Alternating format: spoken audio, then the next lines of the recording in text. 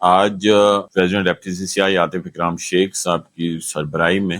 Federation کے ایک delegation نے فائنانس منسٹر اورنگزیب صاحب سے ملاقات کی اور ان کو آنے والے بجٹ کی پروپوزلز پیش کی. ہماری جو مین ان سے بات ہوئی، جو مین فوکس تھا وہ ایکسپورٹ کے اوپر تھا، اور ہم نے ان سے بات کی جو فکس ٹیکس فائنل ٹیکس رجیم آن ایکسپورٹرز جو ہے، جو پچھلے بجٹ میں اس کو وڈرا کر لیا گیا تھا، اس کو فوری طور پہ بحال کیا جائے، کیونکہ اس سے ایکسپورٹرز کا کانفیڈنس لوز ہو رہا ہے اور ان کی کاسٹ میں بھی اضافہ ہو رہا ہے، اور انٹرنیشنل مارکیٹ میں وہ پہلے ہی کافی مشکلات کا ان کو شکار ہیں.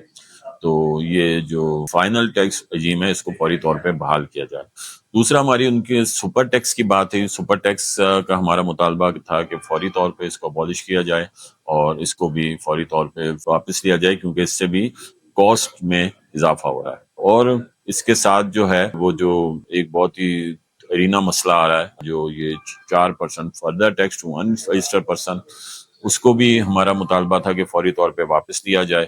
کیونکہ جو ان رجسٹرڈ کو جو سیل ہوتی ہے وہ 4% بھرنا پڑتا ہے. تو اس کی وجہ سے جو بزنس مین ہے وہ ان کو شو نہیں کرتا ان رجسٹرڈ کو، بلکہ وہ سیل ان رجسٹرڈ کو کر رہا ہے اور انوائس اپنی انڈسٹری کو وہ دے دیتا ہے. اس کی وجہ سے گورنمنٹ کو بہت ہیوی لاس ہو رہا ہے، اور میں سمجھتا ہوں کہ یہ والا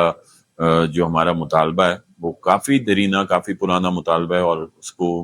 فائنانس منسٹر نے بھی اس کو یہ سنا اور اس پر یہ انڈیا دیا کہ اس کے اوپر بھی